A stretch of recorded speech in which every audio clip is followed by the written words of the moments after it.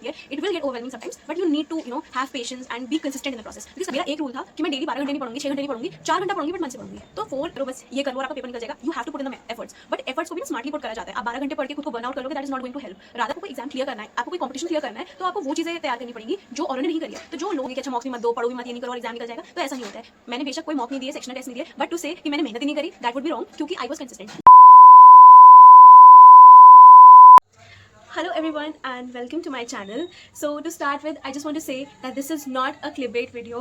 I'm not lying when I say this, that I did not give any sectional mock, any full length mock, and I even didn't study 10 days before my exam, but somehow I still got 209 out of 300 in my CVT PG General Management course in COQP 12, and I got a call from BHU for MBA.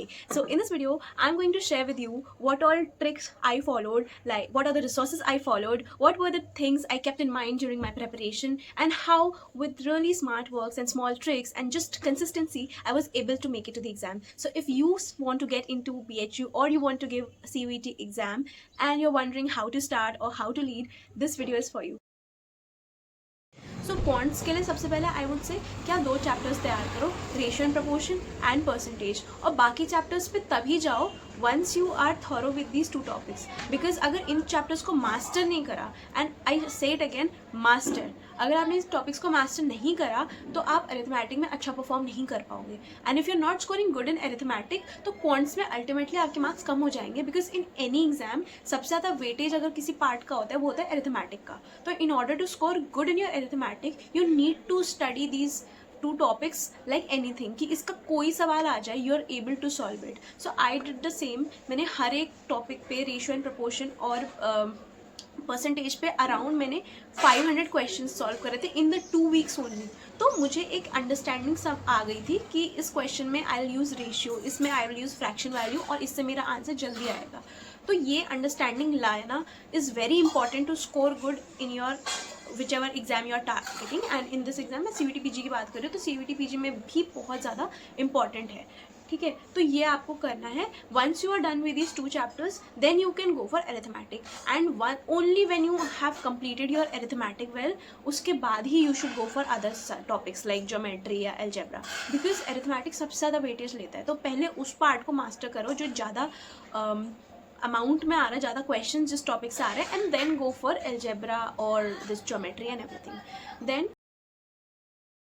So for English you have to start working on your vocabulary. आज से ही start working on your vocabulary. दिन के 5 से 10 word याद करना start करो, because without having a strong vocabulary, without having the understanding of the word कि is it a negative word, is it a positive word, ये इस कॉन्टेक्स्ट में बैठ सकता है कि नहीं, ये इसमें बैठ सकता है कि नहीं, you can not solve English के question, be it in CAT, CVT PG, banking और SSC। तो ये वीडियो आप एक इन जनरल भी देख सकते हो कि without mastering vocabulary you can not score good in your English section.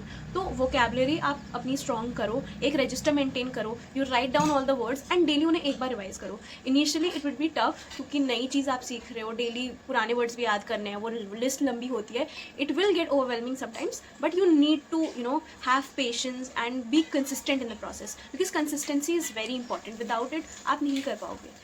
So work on your vocabulary, and for English then practice. That is like the unsaid rule कि practice के बिना तो आप कोई एग्जाम कर ही नहीं सकते हो। बट मैंने यही करा था कि मैं डेली की वोकेबलरी करती थी, and I had this register और 120 पेजेस, वो मैंने पूरा भर दिया था, and it had around 700 words, 600 और 700। तो मुझे वो सारे वर्ड्स बाय हार्ट याद थे। सो उससे क्या हुआ कि I was able to score good in my vocabulary part. And एक चीज़ और होती है कि दिस इज़ द पार्ट जो मोस्ट बच्चों का वीक होता है। सो अगर आपको कोई एग्जाम क्लियर करना है, आपको कोई कॉम्पिटिशन क्लियर करना है, तो आपको वो चीज़ें तैयार करनी पड़ेंगी जो औरों ने नहीं करी है। तो जो लोगों का वीक सेक्शन है, अगर आप उसको अपना स्ट्रॉन्ग सेक्शन बना लो या स्ट्रॉन्ग पार्ट बना लो, then it becomes very easy to score better than the others. तो वोकेबलरी तो सबकी ख़राब होती है। तो अगर आप वोकेबलरी पे काम करने लगोगे and you have a good good vocabulary, तो it would be very easy for you to stand out from the others. तो and in case you are thinking कि मैं इस वीडियो में ये बताऊंगी कि अच्छा मॉक्स भी मत दो, पढ़ो भी मत, ये नहीं करो और एग्जाम निकल जाएगा, तो ऐसा नहीं होता है। मैंने बेशक कोई मॉक नहीं दिए, सेक्शनल टेस्ट नहीं दिए, बट टू से कि मैंने मेहनत ही नहीं करी, दैट वुड बी रॉन्ग, क्योंकि आई वॉज कंसिस्टेंट। मेरा एक रूल था कि मैं डेली 12 घंटे नहीं पढ़ूंगी, 6 घंटे नहीं पढ़ूंगी, 4 घंटा पढ़ूंगी, बट मन से पढ़ूंगी। तो 4 आवर्स ऑफ द डे वो dedicated to my studies, and उसके साथ मैंने कभी कॉम्प्रोमाइज़ नहीं करा।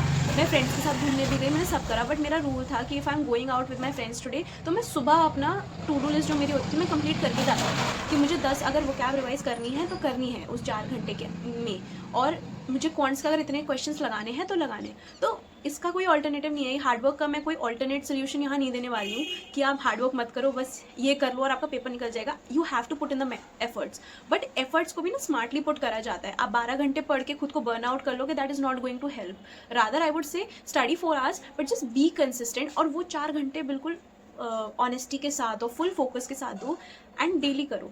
This I have not just prepare for CUET PG, मैंने इन एग्जाम्स के लिए भी प्रिपेयर कर रखा था। So from my second year 3rd year मेरा ये था कि आई वॉज अवेयर कि मुझे अभी से तैयारी स्टार्ट करनी है। मुझे पता नहीं था कौन से एग्ज़ाम के लिए करनी है तैयारी, बट आई न्यू कि मुझे एग्ज़ाम तो देना ही है बाद में आफ्टर कॉलेज, तो मुझे पता था कि तैयारी तो अभी से स्टार्ट करनी पड़ेगी। तो this was a like formula I followed कि वोकैबुलरी सभी में पूछी जाएगी, अरिथमेटिक सब में ही आएगा, और रेशियो प्रोपोर्शन सभी कह रहे हैं कि इंपॉर्टेंट है, तो मैं उनकी सुनूंगी। आई वॉन्ट क्वेश्चन देम कि क्यों ऐसा हो रहा है, मैं चुपचाप पढ़ूंगी।